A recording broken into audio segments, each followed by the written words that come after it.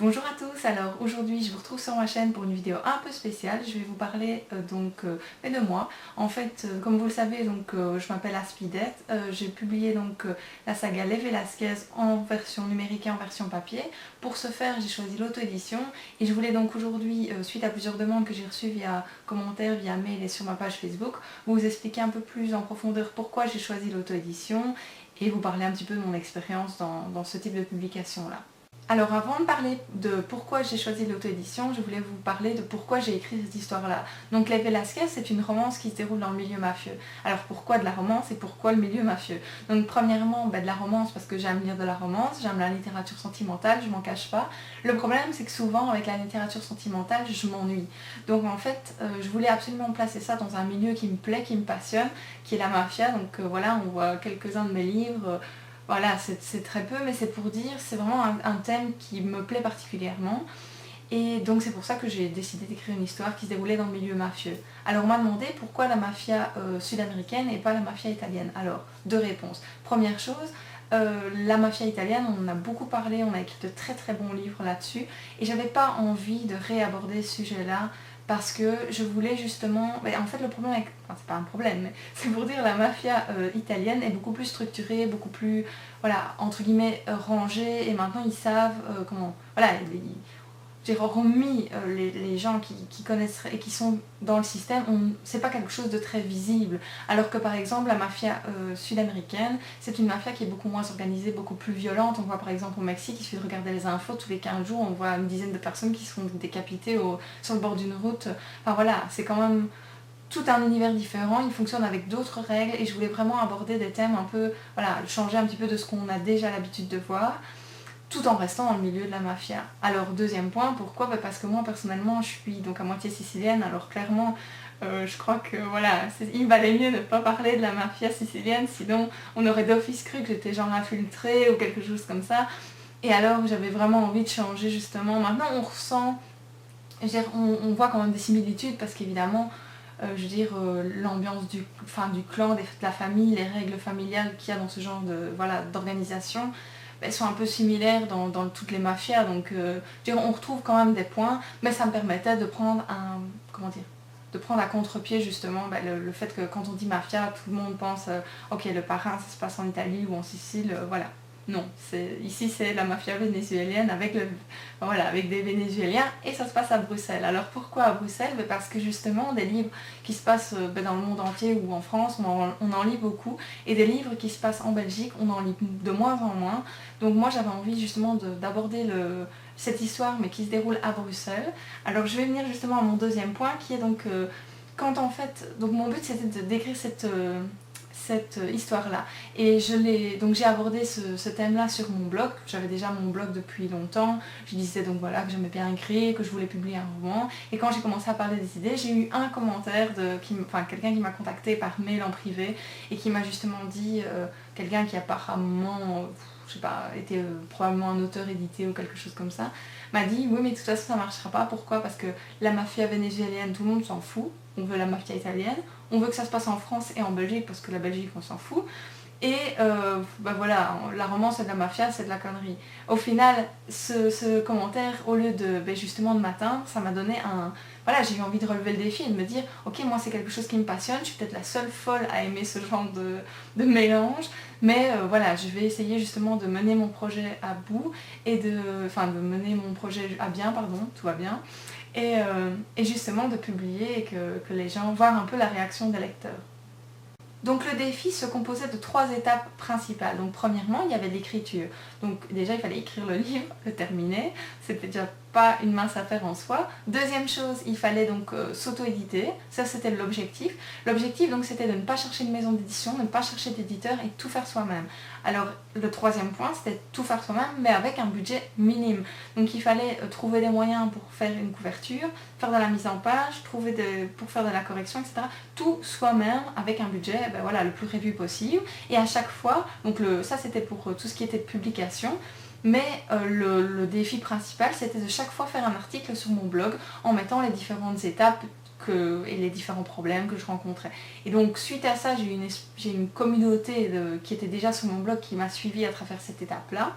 ces différentes étapes, jusqu'à la publication, où là, quand j'ai publié les Velasquez, contrairement à tout attendre, donc j'ai publié donc, au départ une saga numérique, donc en 7 épisodes, et donc au départ j'ai publié les 3 premiers, et c'est des lecteurs qui ont aimé l'histoire, contrairement à ce que ce pauvre gars disait là, et qui ont vraiment accroché, qui m'ont soutenu, qui ont fait des partages, parce qu'évidemment, comme j'avais un budget minime et que le défi justement c'était de tout faire soi-même, j'avais pas de promotion, pas de publicité, pas de maison d'édition justement pour promouvoir mon roman.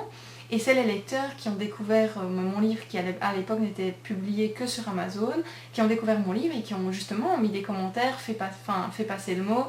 Et voilà, c'est encore des filles qui sont, principalement c'est des femmes, en tout cas au début c'était le cas, qui sont encore sur ma page Facebook et que je remercie, et c'était une super expérience. Mais c'est les lecteurs qui ont fait en sorte que donc après la publication, les Velasquez petit à petit ont été un peu plus connus, etc.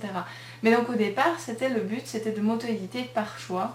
Et même si c'est quand même assez rare, parce que d'habitude les gens disent oh oui mais j'ai essayé 10 maisons d'édition, 15 maisons d'édition, chaque fois j'ai été rejetée ou les gens m'ont pas répondu et puis finalement je me suis auto-éditée. Non, moi clairement c'était pas du tout la même optique. Alors je comprends tout à fait que les gens s'auto-éditent parce qu'ils n'ont pas trouvé d'éditeur, c'est pas moins bien que moi ce que j'ai fait, c'est juste que moi c'était pas du tout l'objectif donc via cette publication là.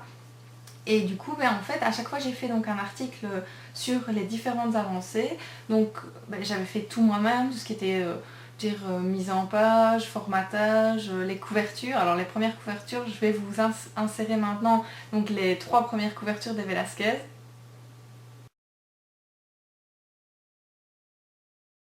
Comme vous l'avez vu là tout de suite, ça valait le coup. Donc il y avait les 3 premiers épisodes qui sont parus donc en août 2013. C'était donc 1. Une envie de tequila, 2. Jouer avec le feu et 3. Les liens du sang.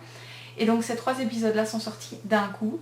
Et les lecteurs m'ont envoyé des messages et m'ont dit j'ai vraiment bien aimé cette saga, je voudrais bien savoir la suite, quand est-ce que ça la suite est publiée. Bon, maintenant, comme je faisais tout moi-même, il a fallu que, petit à petit, après j'ai commencé donc à écrire épisode par épisode, chaque fois en publier un, et j'ai fait un peu, il y avait de moins en moins de temps entre chaque épisode. Et depuis, j'ai changé évidemment les couvertures, donc je vais vous mettre les nouvelles couvertures, je vais vous les insérer maintenant.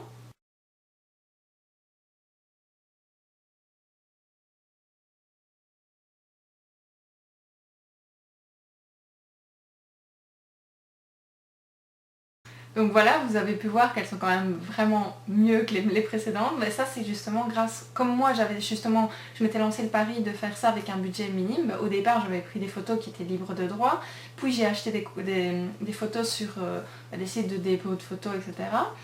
Et suite à ça, j'ai fait du montage moi-même avec des logiciels gratuits, donc je pourrais sans problème faire une vidéo à ce sujet-là pour pouvoir vraiment vous donner les liens vers les sites que j'ai utilisés, les logiciels, etc., les endroits où moi j'ai trouvé les photographies.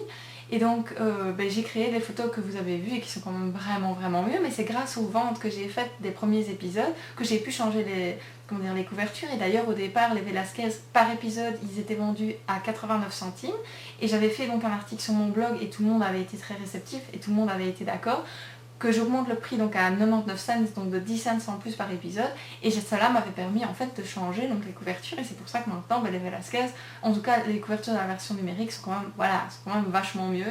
Et depuis, en octobre 2014 et en janvier 2015, j'ai publié donc les versions papier des Velasquez, donc qui sont maintenant celles qui sont en vente, que ce soit pour l'intégrale numérique ou pour l'intégrale papier en 2 tomes à chaque fois. Pour ceux qui n'auraient jamais eu l'occasion de les voir, donc voici la version papier donc de l'intégrale des Velasquez, donc c'est le tome 1 parce que c'est un intégral en 2 tomes. Donc celui-ci reprend en fait donc les 4 premiers épisodes de la saga. Donc c'est Une envie de tequila, Jouer avec le feu, Les liens du sang et Bienvenue dans la famille. Donc celui-ci est paru en octobre 2014 et donc le deuxième volet de l'intégrale qui est donc ce volume-ci. Donc voilà, comme ça vous voyez un petit peu. Donc celui-ci reprend les épisodes 5, 6 et 7. Donc c'est Secret sanglant, Dos au mur et Prêt à tout. Donc voilà, j'espère que comme ça, en tout cas, ça vous aura peut-être donné une idée un peu plus précise de pourquoi j'ai écrit de la romance mafieuse qui se déroule à Bruxelles et pourquoi en auto-édition.